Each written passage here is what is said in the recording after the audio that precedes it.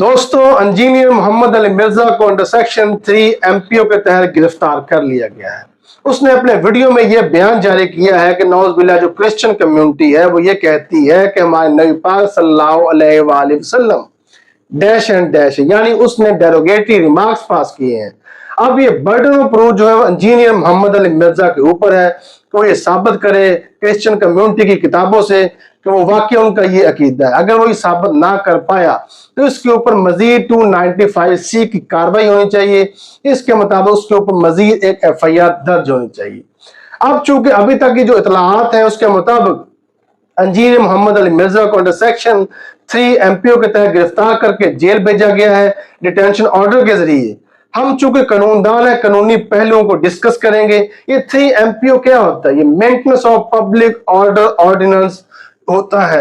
ये 1960 में अयूब रजीम में बनाया गया था। इसके मुताबिक अगर कोई शख्स मजहबी मुनाफरत फैलाए या इंतशार फैलाने का खतरा हो या दहशतगर्दी की कार्रवाई में अगर बंदा कोई मुलव्वस हो या अगर कोई बंदा जो है वो तकरीब कारी कर रहा हो तो हुकूमती हदायत के ऊपर जिले का जो डीसी होता है वो डिटेंशन ऑर्डर के जरिए उसको जो है कोर्ट में पेश किए बगैर, ड्यू प्रोसेस ऑफ लॉ को फॉलो किए बगैर डायरेक्ट 3 माह के लिए जेल भेज सकता है।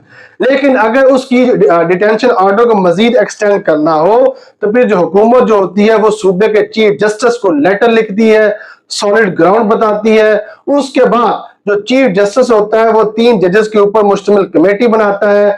फिर वो हुकूमती जो सॉलिड ग्राउंड होती है उसको भी पढ़ता है। उसके बाद डिटेनी को भी सुना जाता है। उसके बाद अगर वो 3 रुकनी कमेटी को लगे इसकी जो एक्सटेंशन मजीद होनी चाहिए तो मजीद 3 माह के लिए उसे मजीद नजरबंद किया जा सकता है। लेकिन अगर उस कमेटी को लगे कि इसकी डिटेंशन का आपको कोई फायदा नहीं है तो फिर उसको रिहा भी किया जा सकता है। ये डिटेंशन ऑर्डर होता है, ये बंदे को डायरेक्ट FIR दर्ज किए बगैर उसको जेल में भिजवाया जा सकता है। आमतौर पर जो गिरफ्तारियां होती हैं 2 तरह की होती हैं। एक गिरफ्तारी वो होती है जिसमें FIR दर्ज होती है। FIR दर्ज करने के बाद जो पुलिस एजेंसी होती है, जो सिक्योरिटी की एजेंसीज होती हैं, वो बंदे को गिरफ्तार कर सकती है। लेकिन एक गिरफ्तारी वो होती है जिसमें डिटेंशन ऑर्डर जारी किया जाता है। डिटेंशन ऑर्डर जारी करके उस बंदे को डायरेक्ट जेल में भेजा जा सकता है। ये जो डिटेंशन ऑर्डर की कार्रवाई होती है इसमें जब बंदा जेल जाता है ये कुछ सजा नहीं होती, ये ओनली प्रिवेंटिव मेजर्स होते हैं, ये सजा नहीं होती। तो इसका अगर हम क्रिटिकल एनालिसिस करें तो वो ये है कि हमारा जो आइन है राइट टू लाइफ की इजाजत देता है, राइट टू लिबर्टी की इजाजत देता है, फेयर ट्रायल का मौका हमें देता है, safeguard as to arrest and detention देता है। लेकिन इसमें एक बंदे का ड्यू प्रोसेस ऑफ लॉ को फॉलो किए बगैर एक बंदे को जो है कोर्ट में पेश किए बगैर, कोर्ट की हदायत के बगैर डायरेक्ट ही जेल में भेज दिया जाता है। ये है डिटेंशन ऑर्डर, ये है नजरबंदी का कानून। ये नजरबंदी का कानून है। अगर आप बतौर कानूनदान मुझसे पूछते हैं तो ये नहीं होना चाहिए। अगर कोई बंदा को जुर्म कमिट करता है तो उस पर FIR दर्ज करें। FIR दर्ज करने के बाद जो है जो इन्वेस्टिगेशन एजेंसी होती है वो एविडेंस को कलेक्ट करे, कलेक्ट करके कोर्ट ऑफ लॉ में पेश किया जाए। कोर्ट ऑफ लॉ में पेश करने के बाद अगर कोर्ट को लगे कि इस बंदे ने जुर्म कमिट किया है, अगर प्रोसिक्यूशन ये साबित कर देती है तो फिर उसको सजा हो जाए। ये क्या मजाक, बंदे को प्रिवेंटिव मेजर के तहत 3-3 महीने के लिए आप जेल में नजरबंद कर दे। तो मेरे ख्याल में ये कानून नहीं होना चाहिए। यही कानून आप देख लें जब पाकिस्तान नहीं बना था तो अंग्रेज हुकूमत जो है बरसगीर में इस्तेमाल करती थी।